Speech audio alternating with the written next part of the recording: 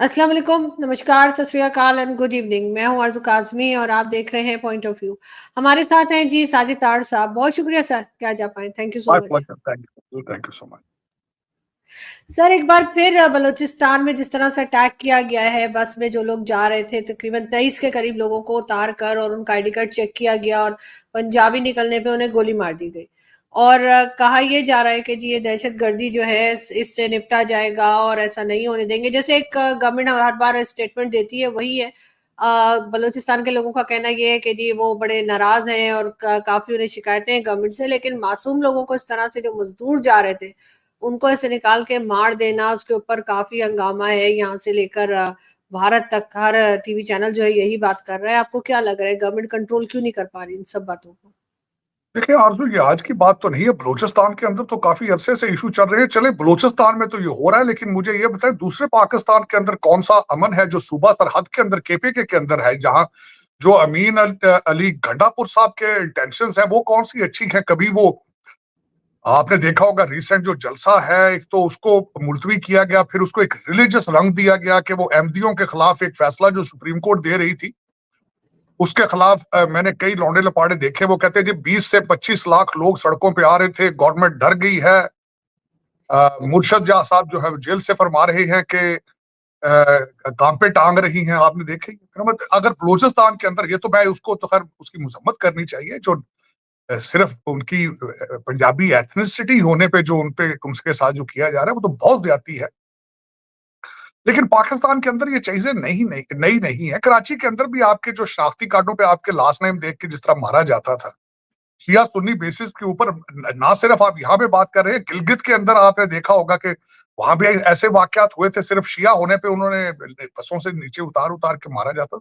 लेकिन जब देखें, जब आप रेडिकलाइजेशन को प्रमोट करेंगे, इस वक्त मुर्शद साहब एक ऐसे हमारे मौलाना फजलुर रहमान के साथ डील करने के चक्कर में है और टोटल सियासत में मुसलसल पिछले 20 साल उसको करप्ट कहते रहे हैं। मौलाना डीजल कहते रहे हैं। मौलाना डीजल उनको कहते रहे हैं ये यहूदियों का एजेंट है, इसकी इसकी बीवी यहूदी है।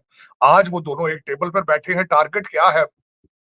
मुर्शिद साहब समझते हैं कि सिर्फ मदरसों के अंदर से बच्चे लाने की सलाहियत मौलाना फजलुर रहमान रखते हैं और सिर्फ उसी वजह से दूसरी कोई उनकी अंडरस्टैंडिंग नहीं है।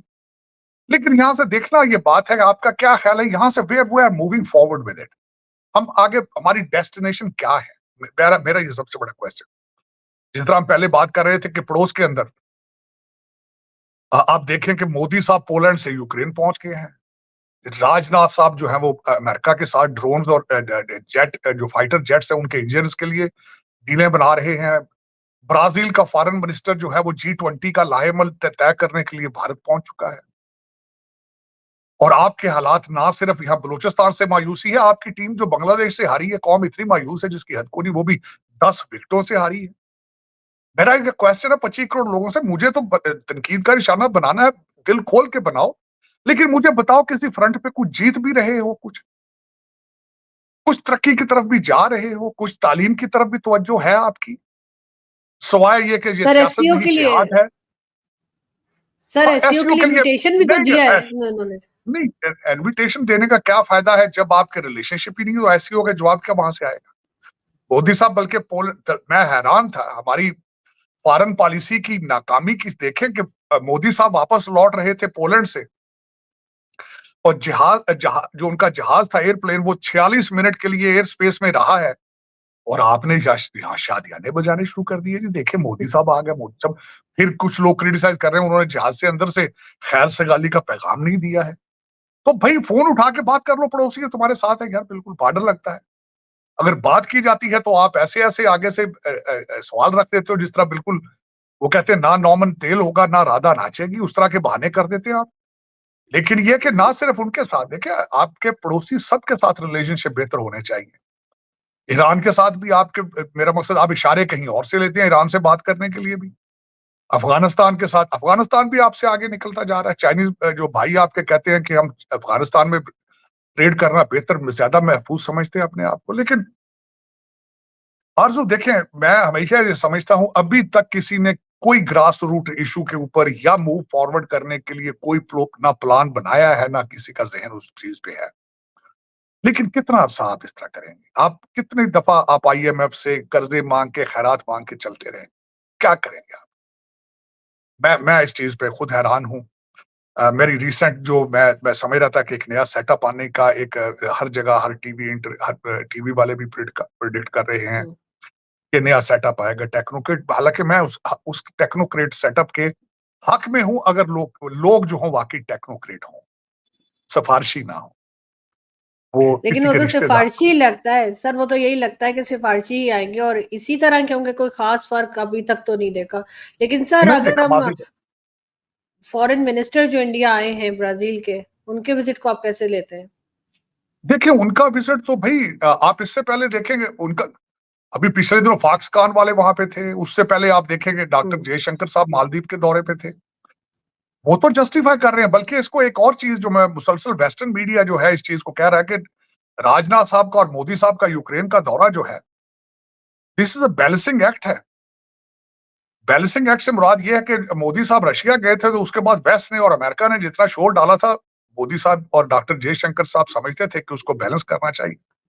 और मैं समझता हूं जो इनका स्लोगन है कि सॉवरन, उनकी अपनी अटानमी जो है उसको इंडिपेंडेंट होना चाहिए। अगले दिन डॉक्टर जयशंकर साहब ने प्रेस कॉन्फ्रेंस में रशिया से तेल लेने पे फिर बात की है कि उन्होंने कहा हम लेंगे जहां से हमारे सिटीजन्स को फायदा होगा, भारत को फायदा होगा, हम वहां से तेल लेंगे, क्योंकि इंडिपेंडेंट है, फाइनेंशियली इंडिपेंडेंट है, दे आर मूविंग फॉरवर्ड। दूसरा बल्कि तरक्कियों को वो मुसलसल अपने भारत को जितना स्ट्रांग कर सकते हैं वो कर रहे हैं। लेकिन ये कि इसमें अफसोस की बात यह है कि मेरे पाकिस्तान के लिए कुछ सोच नहीं रहा कि अब वहां से कोई अच्छी खबर नहीं आ रही है, पता नहीं क्या बात है। जिस तरह मैंने आपको बताया है, क्रिकेट से भी लोग मायूस हैं कि 10 विकेटों से हारा है और अपनी अपनी पिच के ऊपर अपने पाकिस्तान के अंदर, और बांग्लादेश से हारा, ये भी नहीं कोई न्यूजीलैंड या ऑस्ट्रेलिया की टीम थी। लेकिन चलें फिर, अब ना सोचना हो ना फिक्र करनी हो, वो एक हमारे पंजाबी में एक फिक्रा कहते सानू की, तो सानू की जो मर्जी लेकिन हो सर जाए। हम तो इसी इंतजार में ना कि IMF से कुछ पैसा मिल जाए, नहीं तो फिर भाई UAE की IMF का तरफ नहीं, जहां मौजूद है वहां से भी तो मांगा जा रहा है। नहीं भाई IMF के कर्जे का क्रिकेट टीम के साथ क्या ताल्लुक है? उसका फॉरेन पॉलिसी, फॉरेन पॉलिसी तो खैर अगर IMF से पैकेज आएगा तो फॉरेन पॉलिसी भी वही बनाएंगे, क्योंकि आपका बजट भी उन्होंने बनाया है। जो पैसे देगा उसके साथ लिस्ट आती है कंडीशंस की, वो लिस्ट तो आएगी और आप उसको बड़ी खुशी से खुश खुश उसलूबी से चलाते हैं उसको। देखे ना चाइना वाले भाईजान जो सी पैक का नशा था उनको, उन्होंने आपने उसके जो पापाजान खरीदे आपने, वो सारी दुनिया को पता है। आज वो सी पैक बंद पड़ा है। मैं यहाँ शेयर करना चाहूंगा कि जब सी पैक शुरू हुआ तो मैंने पाकिस्तान के अंदर जब देखा कि हर शहर के अंदर बैंक ऑफ चाइना की ब्रांचें खुल रही हैं और चाइनीज स्कूल सिखाने के स्कूल खुल रहे हैं हर शहर के अंदर, तो मैंने एक दोस्त के साथ बैठ के मैंने कहा यार पाकिस्तान तो चाइनीज कॉलोनी बन रहा है यार, क्या क्या होगा पाकिस्तान का? उसने कहा पाकिस्तान का कुछ नहीं होगा, चाइना के बिगड़ेगा कुछ जो बिगड़ेगा। मैंने कहा क्यों? उसने कहा मैंने कहा नहीं यार, चाइनीज भी बड़े करप्ट लोग हैं, फाइनेंशियली बड़ा बड़ा सोच समझ के करते हैं। उसने कहा नहीं, पंजाबियों के हाथ नहीं लगे अभी इनको,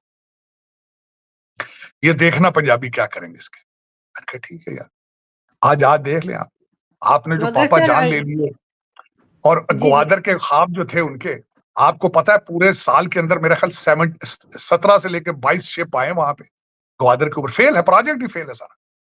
और आप अब आपने कहना क्या है? चाइनीज आप तड़पते फिर रहे हैं, आप कहते हैं कर्जे रोल ओवर करो, ये करो, प्लीज पैसे दे हम्म। दो। वो कहते हैं सी पैक, आपने देख लीजिएगा एक दिन ये आएगा, आपने कहना ये अपनी सड़कें उठा के ले जाओ, ले जा सकते हो वापस तो ले जाओ, हमारे पास तो कुछ भी नहीं। देखिए पंजाबी के अंदर सबसे ज्यादा खतरनाक आदमी कौन होता है? जो कर्जा लेता है। वो होता है जो कहता है जी आपका कर्जा हमने लिया है, हम वापस देंगे, लेकिन देंगे तब अगर पैसे हुए तो पैसे ना आपके पास होंगे ना उनको कर्जा दिया जाएगा। तो ये सबसे ज्यादा खतरनाक जो कर्जा लेता है, वो कहता है जी आपका कर्जा हमने लिया है, आपके पैसे हमने वापस देने हैं, हमने साइन किए हैं, जरूर देंगे, लेकिन देंगे तब जो हो जब हमारे पास हो। रोल ओवर कराने का मतलब यही होता है, ठीक है ना, जाके उनको सर कहना यहाँ कि यार पर तो कर्जा इस साल नहीं अगले साल दे देंगे, यही होता है ना रोल ओवर। लेकिन अगले साल कहां से भी, अगले साल कौन सा यहाँ से तेल निकलने वाला है पाकिस्तान से जो दे दोगे कर्जा वापस? ये तो एक फ्रॉड है, धोखा है आपका। मैंने मगर आपको सर बताया था। जी, मगर सर इन्होंने SCO के लिए ओके तो कर दिया है, सब कंट्रीज को इनविटेशन भी देते जा रहे हैं, मगर यहाँ पे बात जो चल रही है गवर्नमेंट के अंदर वो ये कि इनके पास जगह कोई नहीं है इस्लामाबाद में, ये कहाँ लेके जाएं? कहाँ पे ये बंद इस कर इवेंट देंगे को ना, करेंगे? इस्लामाबाद को बंद कर देंगे। पहले भी जो भी आता है, चाहे कोई जूनियर मिनिस्टर आए, 3-3 दिन की छुट्टी हो जाती है, सील कर देंगे, बंद कर देंगे इस्लामाबाद को। 2 महीने की छुट्टी दे देंगे तो वहां एसईओ करा देंगे, क्या फर्क पड़ता है? जो लोग आएंगे उन्हीं से पैसे लेके करा देंगे, एसईओ भी करा देंगे, क्या फर्क पड़ता है? ऐसे चाइना वाले भाईजान दे देंगे, उनके पास पैसा तो बहुत है और उनको इन्फ्लुएंस चाहिए इस एरिया में, ताइवान के ऊपर जाने के लिए उनको इन्फ्लुएंस चाहिए। इस वक्त देखे ना, इस रीजन में चाइना ने कितना पैसा लगाया, आपने देखे। मालदीव उन्होंने खरीद लिया, नेपाल उन्होंने खरीद लिया है, अब बांग्लादेश भी उन्होंने खरीद लिया है। आप पहले ही उनके पास है, तो थोड़े से पैसे वो दे देंगे तो आप वहां पे चावल शावल पका के, जर्दा मर्दा चावल पकाएंगे, बकरे काटेंगे, तो 2 महीने के लिए इस्लामाबाद बंद कर देंगे, क्या फर्क पड़ता है? ओए जगह क्या होनी है? दर हकीकत या तो कोई एससीओ से कुछ निकलना हो, तब तो है। ब्रिक्स और एससीओ चीजें, ये रशिया और चाइना का, ये सिर्फ और सिर्फ उनका अपना इन्फ्लुएंस बढ़ाने का चक्कर है, उसमें दोनों लगे हुए हैं और फायदा उठा रहे हैं अमेरिका की वीक फॉरेन पॉलिसी का। वहां पे अगर डोनाल्ड ट्रंप साहब इलेक्शन जीतते हैं तो फिर देखेंगे ये ब्रिक्स कहां जाता है और एससीओ कहां जाता है और नेटो कहां जाता है। इस वक्त देखें किस खूबसूरती से बेवकूफ बनाया जा रहा है। यूक्रेन की जंग जो है यूरोप की जंग है, लेकिन यूरोप उसमें पैसा पेचे नहीं कर रहा, अमेरिका का $100 बिलियन लग चुका है। लेकिन ये कि अब मसला ये है, अमेरिकन भी करप्ट होते जा रहे हैं। अमेरिकन भी 100 बिलियन जो यूक्रेन गया, उसमें से वो सारे का सारा, यूक्रेन तो एक पैसा नहीं पहुंचा ना वहां पे, जिस तरह आईएमएफ के पैसे पाकिस्तान नहीं पहुंचते। जो 100 बिलियन वहां से निकला है वो भी सारा दुबई आ चुका है। और उसमें दूसरा है कि जो हमारे अमेरिकन जो है वो किकबैक्स ले रहे हैं, उसमें खुद एंजॉय कर रहे हैं, उनके पैसे भी दुबई आ रहे हैं। लाटरी तो दुबई वालों की निकली है भाई। दुनिया का लेकिन जितनी सर करप्शन है सारा पैसा यहाँ आ रहा है। सर मोदी जी का जो प्लेन गुजरा है पाकिस्तान में से, उस पे जो जश्न मनाया गया, उससे लग तो ये रहा है कि ये बात करना चाह रहे हैं, कुछ टर्म्स को ठीक करना चाह तो रहे हैं, कर पाएंगे ये? आरजू, मेरी मेरी नाकस इंफॉर्मेशन, मैं उस पे ये नहीं कह रहा हूं, लेकिन मेरी इंफॉर्मेशन के हिसाब से ये बात करना चाहते हैं, वो बात नहीं कर, ये बात करना चाहते हैं, वहां से बात नहीं। मैं खुद इस चीज का सबसे बड़ा वर्कर हूं, इस चीज का मेरा ख्वाब है, ये मेरी लेगेसी का हिस्सा होगा कि भारत और पाकिस्तान के दरवाजे खुले और मैं सामने खड़ा हूं उस चीज के। दिस इज माई, मेरी लेगेसी का हिस्सा है ये, मेरी ख्वाहिश है इस चीज का, क्योंकि मेरे मेरे दोनों तरफ भाई खड़े हैं। भारत के अंदर भी मेरे भाई बहन खड़े हैं, पाकिस्तान के अंदर मेरे भाई बहन खड़े, ओपनली मैं कह रहा हूं इस चीज को, नो रिग्रेट नथिंग। आपका रिलीजियस मैटर, मेरे शर में भी दोस्त हैं, वर में भी दोस्त हैं, गुप्ते भी दोस्त हैं, सिंह भी दोस्त हैं, चीमे भी दोस्त हैं, सारे दोस्त हैं, सारे भाई हैं मेरे। मैं उनको रिलीजन की नजर से नहीं देखता हूं। मैं उन पाकिस्तानियों में से हूं, होंगे और भी, लेकिन रिलीजन जो पर्सनल मैटर है, चाहे उसको परमात्मा कह लो, भगवान कह लो, अल्लाह कह लो, आपका पर्सनल मैटर है, आप नथिंग टू डू। मैं चर्चों में भी जाता हूँ, सिनेगॉग्स में भी जाता हूँ, यहूदी भी दोस्त है मेरे। देखें इजराइल जो कुछ कर रहा है उसमें अमेरिका में बैठे यहूदियों का क्या लेना देना भी उनके साथ, कोई लेना देना नहीं। They are my friends, we grew up together, we went to law school together. मैं उनका उनका हिस्सा हूं, उनकी कम्युनिटी में भी जाता हूँ, सिनेगॉग में भी जाता हूँ। उनका इजराइल की फॉरेन पॉलिसी के साथ एक यहूदी जो born brought up न्यूयॉर्क का या वॉशिंगटन डीसी का, what he got to do with the Israel's foreign policy, and this is how I see it. लेकिन अफसोस के साथ ये है कि 2 बिलियन मुसलमान है दुनिया के अंदर, और उनकी ख्वाहिश क्या है, या तो सारी दुनिया या इस्लाम कबूल कर लो, मुसलमान हो जो, वरना हम गला काट देंगे। क्यों भाई, क्यों? किसने आपको ये राइट दिया ये बातें करने का? मैं तो इस चीज पे एग्री नहीं करता, और ये सदियों से हो रहा है। अब्बासियत दौर के बाद इराक और सीरिया के अंदर आपने तालीम से बाइकाट कर दिया, और आपकी आज तबाही का सबसे बड़ा वजह यही है कि आप अब तालीम की तरफ तवज्जो नहीं दे रहे हैं। मैं यहाँ दुबई के अंदर कल मेरी डिस्कशन, उन्होंने कहा जी बड़ा पैसा बड़ा पैसा। मैंने कहा ठीक, बहुत पैसा है तुम्हारे पास भी, बड़ी बिल्डिंगें बना ली तुम लोगों ने। बताओ यहाँ पे कोई कोविड की वैक्सीनेशन यहाँ निकली हो, कोई यूनिवर्सिटी बना ली हो यहाँ ढंग की, जहां से अमेरिकन लोग आके यहाँ पढ़ रहे हो, कोई रिसर्च कर ली तुम लोगों ने किसी नई चीज की, कोई नया फाइटर जहाज बना लिया तुम लोगों ने। हाँ, गाड़ियां बड़ी हैं, 4-4 शादियां हैं, 70-70 बच्चे हैं। अगर तुम्हारी तरक्की इसमें समझते हो तो खुश हो लो भाई तुम, वरना ना तुम्हारे पास कोई तालीम के लिए इंस्टीट्यूट है यहाँ पे, ना हॉस्पिटल है यहाँ पे, ना कोई रिसर्च सेंटर है। हाँ, गाड़ियां बड़ी बड़ी हैं, इसमें कोई शक नहीं, ये भी इसमें कोई शक नहीं। लेकिन मैं इसको तरक्की नहीं समझता मेरी नजर। तो ये दर हकीकत आज आज आपका 2 बिलियन मुसलमानों का दुनिया के अंदर जलीलो ख्वार होने की सबसे बड़ी वजह यह है कि आपने तालीम से बाइकाट कर रखा है, आपने दुनिया के साथ बाइकाट कर रखा है, आप वर्केबल नहीं है, आप गुस्से में है, हर वक्त गुस्से में है। और हर चीज को मजहब की तरफ ले जाते हैं, हर चीज को। ये बिहेवियर अच्छा बिहेवियर नहीं मेरे ख्याल। मैं गलत भी हो सकता हूँ, मुझे प्लीज इसमें माफी दीजिएगा। मैं am not a religious person. मेरा कोई भी रिलीजन जाती तौर पे अगर पूछे तो मैं हर रिलीजन की रिस्पेक्ट करता हूँ। मैं मेरा फेथ स्ट्रांग है एज ए मुसलमान, मैं इसमें एग्री करता हूँ, लेकिन मैं उस इस्लाम पे बिलीव करता हूँ जिसका मतलब पीस है। इस्लाम का मतलब पीस है, मैं उस इस्लाम पे बिलीव करता हूँ। मैं बिल्कुल मुझे कहें ये वहाबी है, ये सुन्नी है, ये शिया है, ये मरज़ई है, मैं इन चीजों पे ना जाता हूँ। ना फोर स्कूल्स ऑफ थॉट्स में ज्यादा डीपली जाता हूँ, उसकी जरूरत ही नहीं है मेरे ख्याल में। एक किताब है, एक रसूल है, एक चीज, that's what I believe in and I love बिल्कुल। Everybody regardless if somebody is Chinese or Indian or Buddhist, I'm careless. लेकिन सर पाकिस्तान की अगर हम बात करें, पाकिस्तानी जो है वो बिजनेस की तरफ क्यों नहीं सोच रहे जैसे बाकी कंट्री सोचती हैं, जैसे भारत में हो या बाकी दूसरी कंट्रीज, इवन बांग्लादेश। हम बिजनेस कम्युनिटी को अट्रैक्ट नहीं कर पा रहे अपनी कंट्री में आए और यहाँ पे इन्वेस्ट करें। आरजू स्वाय फ्रॉड और धोखे की किसी तीसरी चीज पे आप बता दें तो जो दे रहे हो पाकिस्तानी, मैं खुद जानना चाहूंगा। आप इस्लाम के साथ भी सीरियस नहीं है, आप किस चीज के साथ सीरियस है? स्वाय धोखे के, फ्रॉड के, लूटने के, क्रिमिनल एक्टिविटीज के अलावा आप बताएं कौन किस चीज में आप सीरियस है? मैं खुद जानना, मेरे कान तरस चुके हैं। मैं देखूं यार, मेरे मेरे मेरे पाकिस्तान ने फलां चीज में बहुत तरक्की कर ली, बताएं आप, बताएं आज। अगर अगर तरक्की देखनी है, आपका गोल्ड मेडल अरशद नदीम का देखना है, तो फिर एक काम उसमें ठीक किया उसने, एक काम उसका ठीक, लेकिन वो भी गलती से हो गया कि आपने उस पर कोई इन्वेस्टमेंट नहीं की। आपको चाहिए आप उसको वजीर आजम बना दें और बांस के डंडे हर एक के हाथ में दे दें कि ये सारी कौम अब यही खेल है, यही अचीवमेंट है, फिर उस पर ही जाओ आप। और क्या, क्रिकेट की तो हालत देख ली आपने, स्विमिंग टीम जाती है, बड़ी मुश्किल से बच के वापस आती, जान बचा के डूबने के पास पास हो जाती। सुना था 12-14 जापान के वहां से वापस ही नहीं आए, सारे वहीं पे, कोई ऊबर चला रहा है, कुछ चला रहा है। आप बता देना मुझे, मैं एक ऐसा इंसान हूं कि मुझे कन्विंस कर ले, मैं कन्विंस हो जाऊंगा। I will rest my case.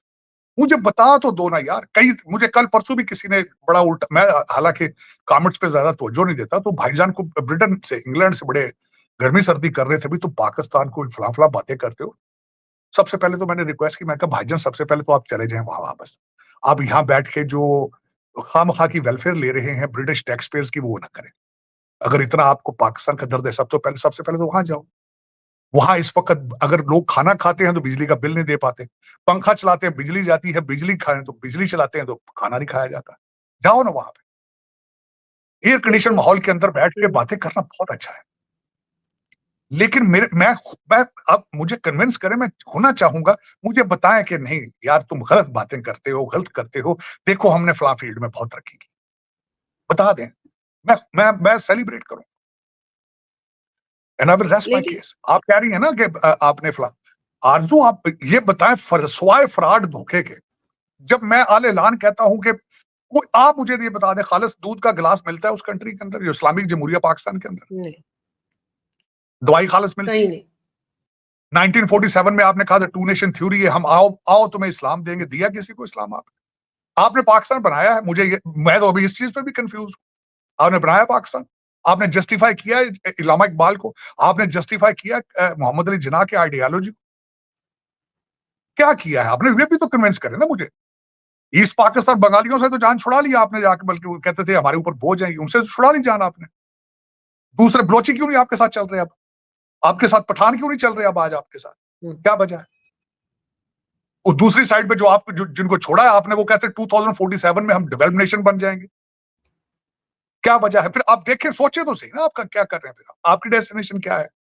Pathan भाई जो अफगानी आप सारा हंसते थे उन पे रोजाना कि ये पत्थर के जमाने के लोग हैं, अब वो भी आपसे आगे जा रहे हैं। लड़कियां उन्होंने घरों में बंद कर दी, ताले स्कूल लगा दी, फिर भी आपसे आगे जा रहे हैं। मेरे जैसा बंदा तो परेशान है इस चीज पे कि यार पत्थर के जमाने के लोग भी आपसे आगे निकल गए, आप किस जमाने के लोग हैं यार? मैं तो शर्मिंदा हूं, खुद शर्मिंदा होता हूं सारा दिन क्योंकि यहाँ सोच सोच। रहते नहीं ना सर, इसलिए किसी को परवाह नहीं है। जो जो मुल्क चला रहे हैं उनकी तो आरजू फैमिलीज यहाँ आप नहीं है जहां ना। आप आरजू आप जहां बैठी हैं, आसपास आपके हर बंदे की आमदन डॉलरों में और पाउंडों में है। पाकिस्तान में सिर्फ इस वक्त लोग वो सर्वाइव कर पाए, वो भी फ्लरिश नहीं कर रहे, सर्वाइव कर रहे हैं, जिनकी इनकम रियाल, दरहम, पाउंड और डॉलर में है। जो दूसरा तबका है, चीखें निकल रही हैं उनकी, चीखें। शेख रशीद ने भी अगले दिन कह दिया है, जो 50 दफा मिनिस्टर रह चुका है, उसने भी कहा यार मैं एक दिन खाना पकता है, 2 दिन खाता हूं। हालांकि उसने तो एक पॉलिटिकल कुछ किया होगा, मैं नहीं बिलीव करता कि शेख रशीद साहब को पैसे का मुझे नहीं प्रॉब्लम। लगता कि उनके साथ कुछ ऐसा हाँ, होगा। लेकिन आरजू देखें, जो इस वक्त जिस बंदे की 25,000 रुपया तनख्वाह है, जरा उसको उसको देखिए। मेरे जैसे बिल्कुल। बंदे के लिए मैं सोचता हूं मेरी चीखें निकल जाती हैं। जी, पता नहीं क्या बिल्कुल बात ऐसा। है। आप अ, 25 करोड़ अब लोग क्यों इससे मुंह डबल दबा? तो लोगों के बिजली के बिल आ रहे हैं सर, अब 25,000 आरजू, तो। मुझे ये बताएं कि आप 25 23 करोड़ 24 करोड़ बंदा हंस किस तरह रहा है, चल किस तरह, सांस किस तरह ले, किस तरह सांस ले। मेरे बिल्कुल जैसे ऐसा ही है। बंदे की वॉशिंगटन डीसी में चीखें निकल रही हैं, हाँ, उनकी स्टोरियां देखती, उनकी बिल्कुल। स्टोरियां, पता नहीं फिर क्या वजह है। खुदा भी नाराज है, पता नहीं, ना दुआएं सुनता है ना बद दुआएं सुनता है, पता नहीं हमारे साथ क्या होगा। खुदा काम हमारे करने आवाज वालों के साथ होता है सर, सिर्फ मांग-मांग के खुदा कहाँ तक सुनेगा? क्योंकि काम तो कर रहे नहीं ना, बाकी सबकी मदद कर रहा है, तो हमारी आरज़ू, क्यों नहीं कर रहा? मैं कल बैठा था किसी के पास, तो मैंने कहा यार मैं सऊदी अरेबिया 1996 से जा रहा हूं। वहां इबादत करने वाले अंदर सबसे ज्यादा पाकिस्तानी होते हैं, लेकिन खैरात मांगने वाले भी सारे पाकिस्तानी होते हैं। मेरे साथ हरम शरीफ के अंदर बैठ के मैं जब भी गया हूं, मुझे किसी पाकिस्तानी ने कहा मेरी जेब कट गई, मेरा बटुआ खत्म हो गया, पैसे दे। मैंने हमेशा उसको कहा यार मैं तो खुद ही यहां से मांगने आया हूं अमेरिका से, तू मुझसे मांग रहा है? यार तू कितना बदबख्त इंसान है। उससे मांग जिसके सामने, जहां तू सऊदी अरेबिया में, मैं तो खुद वहां से मांगने आया हूं, तू मुझसे मांग रहा है। कितने कितने जालिम लोग हो तुम यार, बिल्कुल। कि हरम शरीफ में भी खड़े होकर लोगों से पैसे मांग रहे हो। आप देख लें सऊदी अरेबिया में सबसे ज्यादा जो मांगने वाले पाकिस्तानी तो निकाले गए कितने। ना, 90% निकाले ना उन्होंने। और न कहाँ निकलेंगे, माइंड सेट नहीं चेंज होता ना आरजू।